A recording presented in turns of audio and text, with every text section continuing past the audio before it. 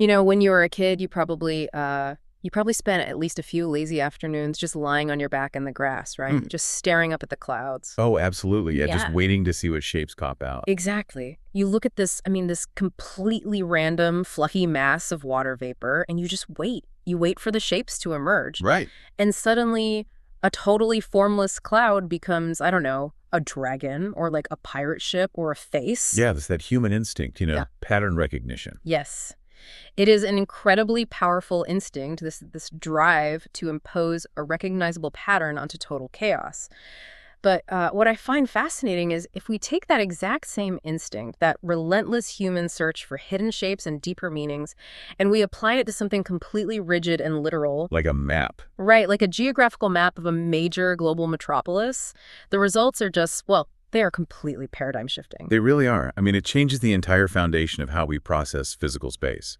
Because normally, a map is the ultimate expression of objective reality. It's just lines and colors. Exactly. It's coordinate geometry. It is the rigid delineation of where the asphalt ends, where the deep water begins, where the elevation rises. Purely functional. Right. It's designed to be purely literal. Yeah. Completely devoid of poetry. It's meant only for navigation or, plotting property lines. Yeah. But the moment you stop looking at a map as just a tool for getting from point A to point B, and you start looking at it as a morphological blueprint, you begin to see how the physical container of a city fundamentally dictates its identity. Its culture, its energy. Its entire raw, pulsing economic engine. Yes. And that is exactly the lens we are applying for this deep dive. So for everyone listening, we are looking at a meticulously color-coded district map of Hong Kong. And it's a fascinating map to look at. It really is. So just to paint the picture for you, you have Hong Kong Island sitting right at the bottom in purple and pink. Right. Then you have Kowloon jutting down towards it, and that's colored in yellow.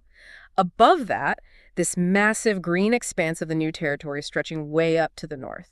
Right. All the way to the mainland border. Exactly. And then Lantau Island sitting off to the west in orange, and finally, the Scatter Islands district in red. It's a lot of distinct zones. It is. And our mission today, based on some incredible analytical texts we've been reviewing, is that rather than just seeing municipal borders, we are decoding this topography through three distinct, powerful metaphors. Three totally different ways to read the exact same geography. Right. We are looking at how this specific geography operates as an expanding octopus, how its internal infrastructure mimics a highly complex brain, and this is the wildest part to me, how its bedrock foundation aligns with the ancient feng shui concept of the spirit turtle. Yeah, what makes this analytical approach so compelling is that we are essentially moving through different layers of urban reality. Okay, let's unpack this. How do you mean? Well, we start with the superficial silhouette, right? The macro-level shape that you see from orbit. That's the octopus. Just the pure visual. Exactly. But then we are forced to zoom in and examine the functional mechanics, the actual internal nervous system of the city. That's the brain. Right, the infrastructure. Right. Yeah. And finally, we have to reconcile those modern operational realities with the underlying, the spiritual and cultural bedrock that has defined the region for centuries. The turtle. It demands that you reconsider what a city actually is. Completely. I mean, is a city merely an accumulation of concrete, glass, and capital? Or is it a living, breathing entity whose destiny is entirely pre-written by the shape of the land it sits on? Wow. Okay, I love that. Let's start with that external silhouette first. Because honestly, when I look at the northern and central sections of this map, it is impossible to unsee the giant marine creature practically jumping off the page. It's so striking once you see it. It really is. We're talking about the octopus or, perhaps a massive cuttlefish. Right in the center, dropping down from the mainland, you have this yellow-coated region, the Kowloon Peninsula. Yep. And in this morphological framework, this bulbous, concentrated area is the head of the creature. It forms a very distinct heavy head. Right. It is thick, it carries immense weight, and it is pointing aggressively downward into the water. And extending upwards and radiating outward from that central head, you have the massive green zone of the new territory. The tentacles. Exactly. If you trace the coastlines of this area, particularly on the eastern side, around Sai Kung or up north near Tai Po, it is incredibly fragmented. It's not a smooth line at all. Not even close. Yeah. The topography is defined by these complex mountain ranges, sharp jutting capes, and highly irregular, deeply indented coastlines. Yeah, reaching out everywhere. Right, they just reach out into the South China Sea in multiple chaotic directions. These are the flailing, dancing tentacles of the octopus. And the irregularity is what really sells it for me. I mean, think about it. A city with a perfectly straight, smooth coastline operates like a walled fortress. Totally. Very defensive. Right. It is closed off, defensively postured, highly centralized. But this octopus shape, with tentacles of land reaching out into the sea and deep inlets of sea reaching back into the land, it creates an entirely different dynamic. It's wildly organic. Yeah. It suggests a city that fundamentally cannot sit still. It reaches, it probes, it grabs at its surroundings. And that physical porosity, it translates directly into economic and cultural agility. How so? Well, when a coastline is deeply indented, it creates countless decentralized microeconomies. Oh, like natural harbors and things. Exactly. You have sheltered bays for fishing fleets, hidden inlets that historically served as, pirate coves or smuggling routes. Which is such a cool part of the history. Oh, absolutely. And natural harbors for local trade. The geography forces the population to interact with the ocean on a multitude of sprawling fronts. So it's not just one big port, it's dozens of tiny interactions. Right. And the octopus metaphor perfectly captures that aggressive, expansive power of a true ocean city. I mean, an octopus is highly intelligent, highly adaptable, and its reach is totally decentralized. It doesn't rely on brute force. No, it relies on slipping through tight spaces, rapidly expanding its reach, and constantly feeling out its environment for new resources. Which brings us to the most fascinating physical mechanism of this creature, according to the source texts. Because if the new territories are the tentacles reaching outward and Kowloon is the heavy head pressing downward, what is happening directly underneath it? The suction cup. Yes. Between the yellow head of Kowloon and the purple mass of Hong Kong Island lies Victoria Harbor. And functionally, the text argues, this isn't just a channel of water. It operates as a dense, powerful suction cup. And the physics of a literal suction cup rely on creating a vacuum, right, to draw things into its center and lock them in place. Right. Well, geographically and historically, Victoria Harbor has functioned as the ultimate macroeconomic vacuum. Okay, explain that. How does water act like a vacuum for the economy? Because it is a deep water harbor perfectly sheltered by the surrounding mountains, the very mountains that make up the head and the island in our metaphor. Ah, so it's protected. Exactly. It provided the perfect bathymetry for massive ocean-going vessels. In the era of global empires, when trade shifted from, wind-powered sails to heavy steamships that required really deep drafts. They needed deep water to not run aground. Right. This specific topographical pocket became absolutely irresistible. Wow. So it literally drew in the deep water ships. Yes, which drew in the international trade routes. Which drew in the British Empire. Which subsequently created a massive vacuum for capital and labor. The geography created the physical void that the entire global economy rushed in to fill. That is wild, and that suction cup is what locks the entire organism together. The yellow head of Kowloon is pressing down, the purple island is resisting from below, and the intense gravitational pull of the harbor binds them in this state of perpetual high-stakes tension. And that tension is the defining characteristic of the city's agility. In fact, there is a specific Chinese concept applied to this kind of energy in the text. Oh, right. I remember reading this. Ling dong ling. Yes, ling dong gan, which roughly translates to a sense of spirituality or like a dynamic fluid agility. It's like an electric nervous energy almost. Exactly. The city has never been static because its geography simply won't allow it to be. It has had to constantly reinvent itself. Reaching its tentacles into global shipping lanes. Right, then transitioning into light manufacturing in the mid-20th century, and then pivoting again into international finance and global trade. It really is the ultimate free market chameleon, taking on the color of whatever economic environment it finds itself in, driven by the relentless pulling power of that central harbor. But, the octopus metaphor only explains how the city expands outward and interacts with the globe. Right, it's very externally focused. Yeah. It doesn't explain how the organism actually survives its own internal complexity. That's a great point. I mean, if you have all this capital, labor, and energy being sucked into the center constantly, how does the city not just collapse under its own weight? Exactly. To understand that, we have to stop looking at the external silhouette. We have to zoom in on the internal infrastructure. We transition from the visual to the functional. Which brings us to the second framework from our sources. The city as a brain. Okay, so we are completely discarding the marine biology now. Yes.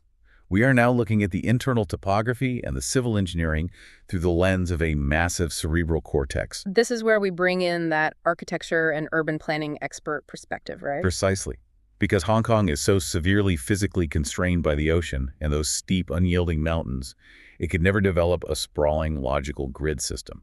Right. You can't build a Manhattan grid or a Midwestern block system there. No, not at all. You don't have a flat European plain. Urban development was forced into these incredibly dense, interconnected valleys and artificially reclaimed coastal strips. And if you look at a cross-section of a human brain, it is defined by its folds, right? The sulci and gyri. Yes, the crumpling. The brain crumples its surface area to maximize processing power inside the rigid confinement of the skull. That's a perfect analogy. And the city is doing the exact same thing. The physical mountain ridges, the deep plunging bays, and that intricate, multi-layered urban density, they act as the folds and crevasses of a brain. They maximize economic output within a severely restricted geographical skull. It's an incredible feat of spatial efficiency. Mm. And, of course, every brain requires a central nervous system. Right, a core where the highest level processing, decision-making, and, resource allocation occur. And looking at our functional map, that core is immediately obvious. It's all concentrated right in the middle. Yes. The northern shore of Hong Kong Island, particularly the Central District, combined with the southern tip of the Kowloon Peninsula, directly across the harbor. That forms this absolute, undeniable prefrontal cortex. Because that's where all the money is. Exactly. This is where the major global financial institutions are anchored. It's where the corporate headquarters literally stack on top of each other. It's where the policy decisions that dictate the city's future are generated. It is the financial pulse of the entire organism. But, having a powerful prefrontal cortex is totally useless if it can't communicate with the rest of the body. Right. A brain in a jar doesn't do much. Exactly. And this is where the urban planners and architects act almost as neurologists. They aren't just paving roads. They are literally boring neural pathways through solid granite. And our source map highlights these specific trunk routes beautifully. They're numbered 1 through 10, marked with yellow circles on the functional map. And the text makes it clear. These are not mere highways. No, they are the vital nervous system, the meridians of the city. Let's analyze the spatial economics of these neural pathways, because this blew my mind. You have routes 1, 2, and 3, which are the critical cross-harbor tunnels. Right, the underwater connections. Yeah, they plunge directly beneath the suction cup of Victoria Harbor. They physically wire the Purple Island's financial core to the yellow Kowloon logistics hub. And then you have Route 9, which acts as this massive sweeping loop circling entirely around the new territory. Like a giant peripheral nerve. Exactly. Yeah.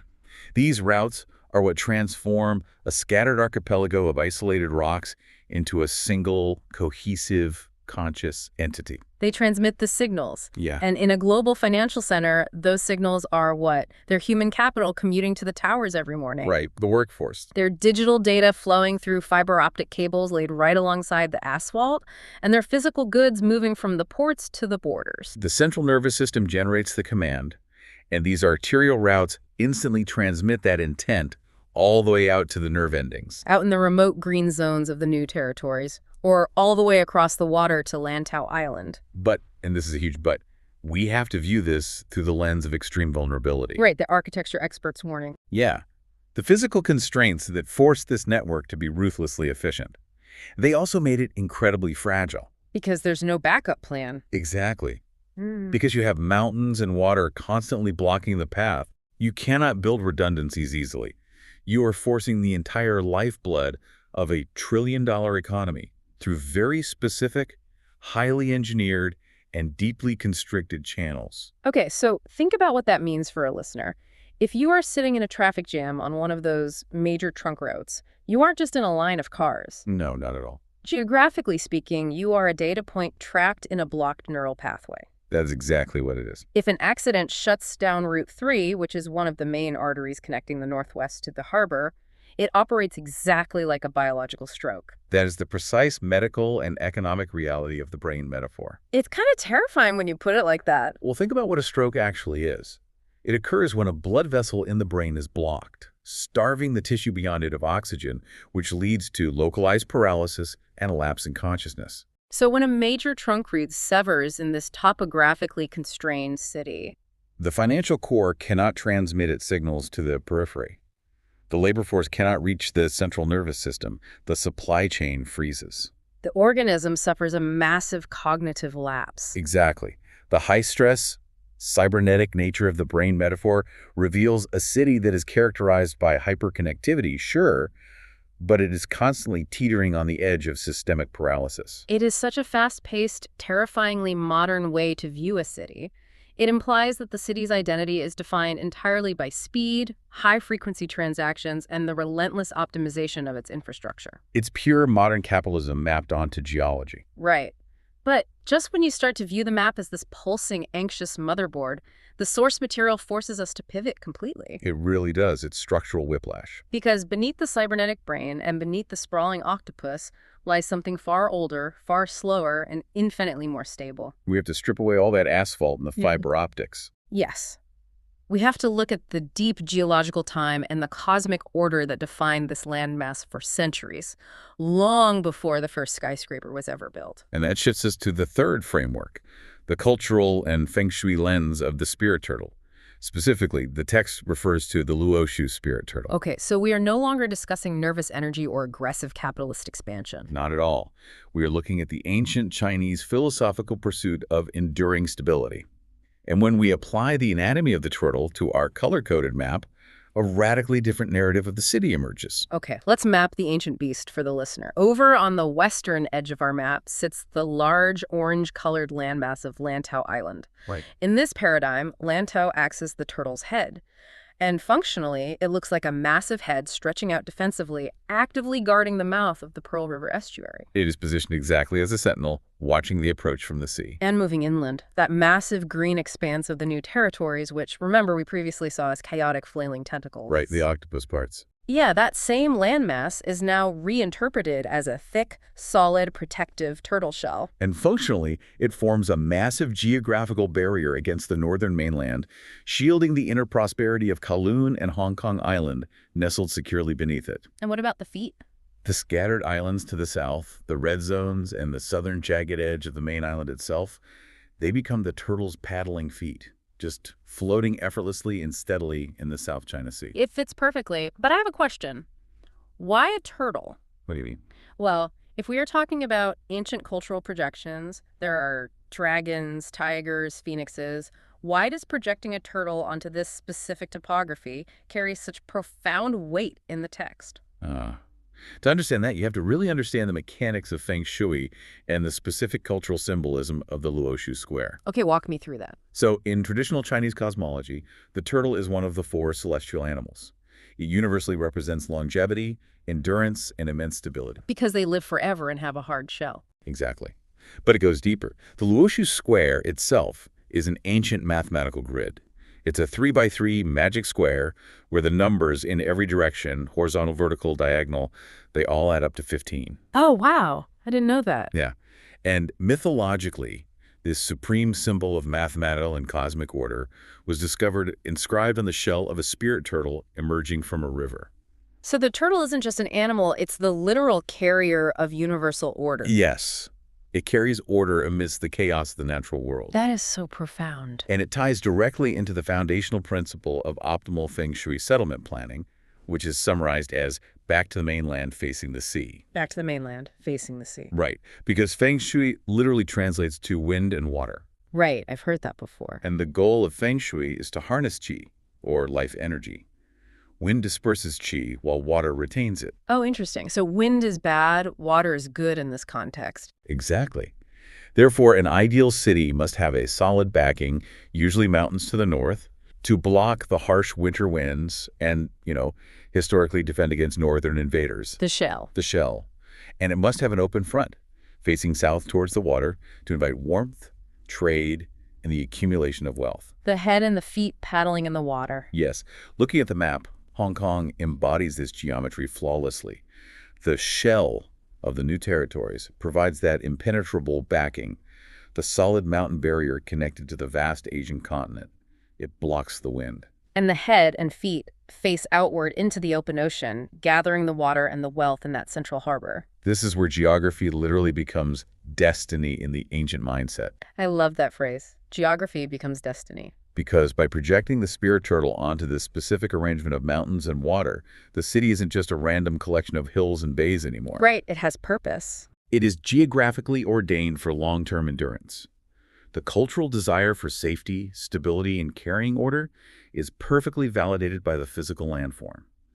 The city is a fortress built by nature, designed to outlast empires. The duality here is just staggering to me. It really is. Because you have a hyper-modern, high-stress, buzzing financial brain, a city that never sleeps, where millions of digital and physical signals are firing through rock tunnels every single second. The anxiety of the modern age. Right. But resting beneath all that modern anxiety is the ancient, slow, unshakable bedrock of the turtle. It feels like the city has two completely contradictory souls fighting for dominance over the exact same map. And that inherent contradiction brings us to the most critical juncture of our analysis today, the great debate. That is it. If these metaphors dictate the reality of the city, which one is actually driving the machine? We have the chaotic, expanding, hyper-capitalist octopus, and we have the stable, enduring, defensively postured spirit turtle. If we look at the reality of modern urban development, which metaphor truly captures the essence of the city today? Honestly, I am looking at the skyline, I am looking at the stock exchange, and I have to firmly plant my flag with Team Octopus. Really? You're going with the octopus? I am. The octopus is the only framework that explains how a global financial hub actually survives in the 21st century. Okay, defend that. Modern cities do not survive on endurance. They survive on relentless hustle. They survive on aggressive expansion and fluid adaptability. But they need a foundation. Sure, but the octopus doesn't rely on a hard, heavy shell to protect itself. It relies on being smarter, faster, and more ruthless than everything else in the ocean. It changes its color to match the market. It squeezes its capital through the tightest regulatory loophole. It is very agile, I'll give you that. Its tentacles are constantly reaching out to Wall Street, to London, to Tokyo, pulling in resources. Hong Kong is the ultimate free market chameleon. To me, the turtle is a romanticization of the past. It's too slow. The octopus is the brutal, effective reality of modern urban survival. That is a very compelling argument for the octopus. But it assumes that hustle can exist in a vacuum, which it simply cannot. What do you mean? The harbor is a vacuum? A literal vacuum, yes, but not an economic one. Your defense of the cephalopod completely ignores the architectural and geopolitical foundation that is required for a financial center to even exist in the first place. Okay, I'm listening. All of that high-frequency trading, the massive skyscrapers, the endless expansion, that entire octopus illusion relies entirely on the geographical safety provided by the turtle. But the octopus is the one actively pulling the wealth in. Only because the turtle shell created a safe place to store it. Ah. The reason the suction cup of Victoria Harbor could even become a global hub is because it was protected from devastating typhoons by the shell of the surrounding mountains. The backing. The back-to-the-mainland structure provided the physical and geopolitical security necessary for wealth to accumulate over a century without being scattered to the winds. Because wind disperses chi. Exactly. You cannot build a 100-story glass skyscraper on a fluid, shifting foundation, and you cannot build a global economic empire without the enduring, unshakable bedrock of the turtle. The octopus is just the shiny, chaotic surface activity. The turtle is the structural integrity of the city itself. Wow. Okay, I see the logic. The bedrock allows the chaos to safely occur above it. I concede that point. It's a symbiosis. But let's test these theories against the physical reality on the ground today. The text introduces this great framing device, looking at this through the eyes of a university geography student. Great, the analytical perspective. Yeah, a student who is tasked with analyzing this exact map and these poetic metaphors.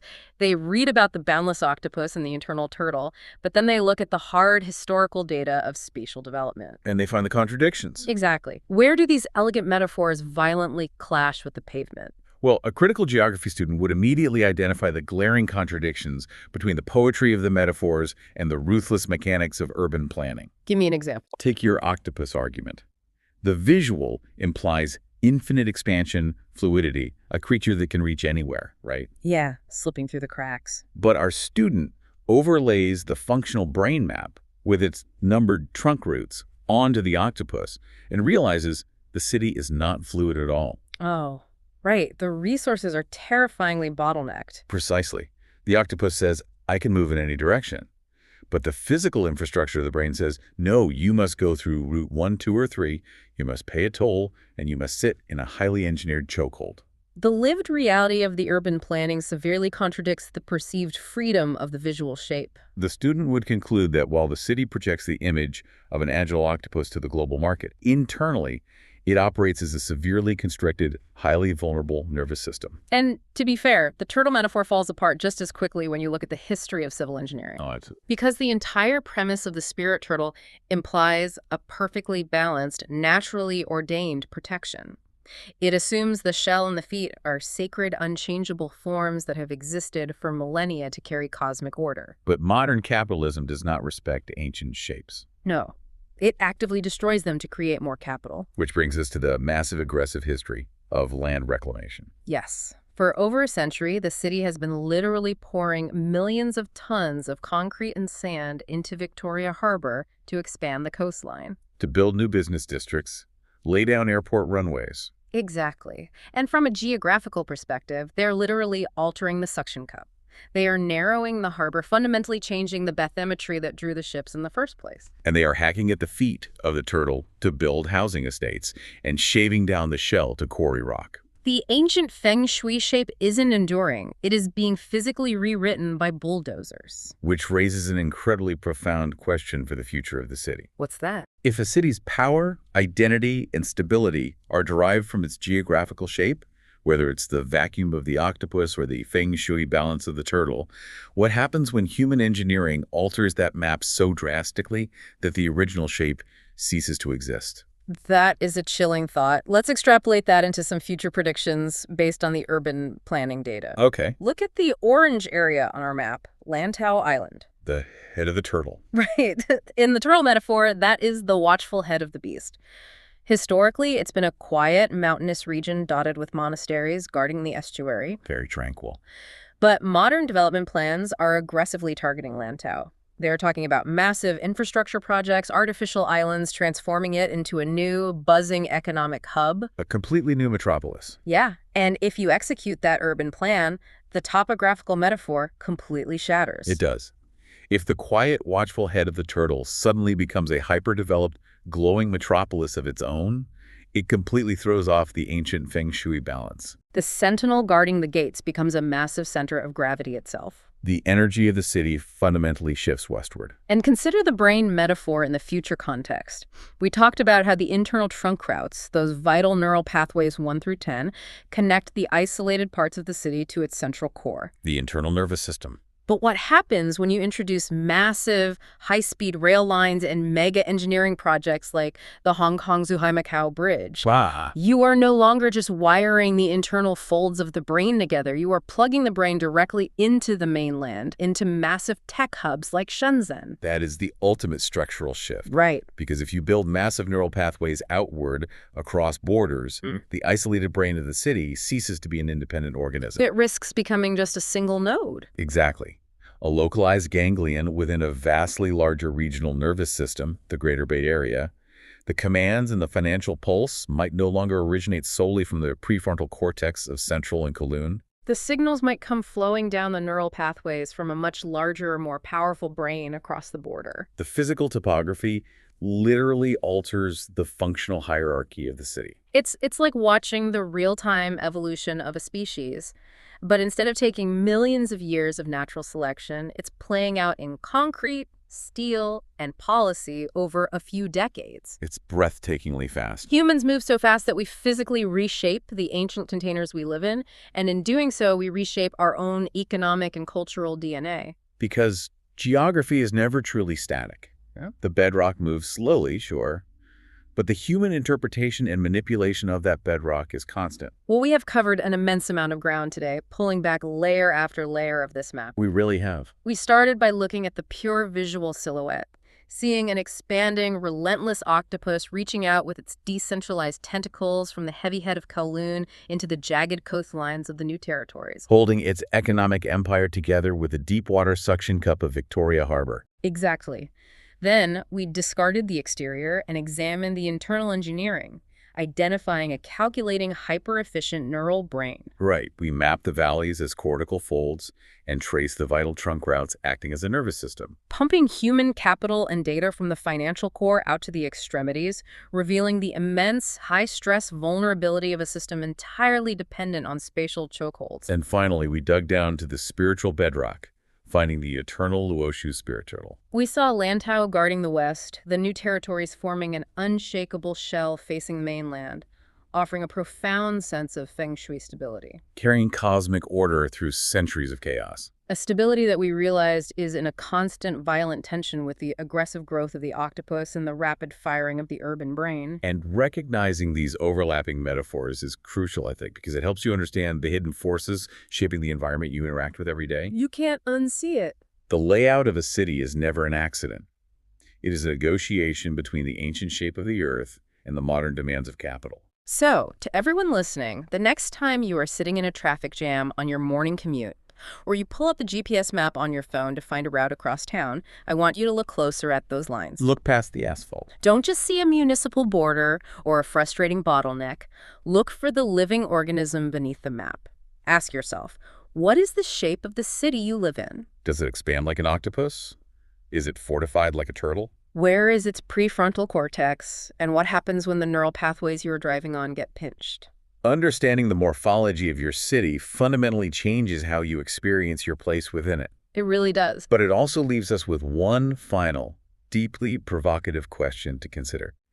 We've established that a city's physical geography shapes its historical destiny, right? Right. The structure of the turtle provided the cultural stability required for the octopus to thrive.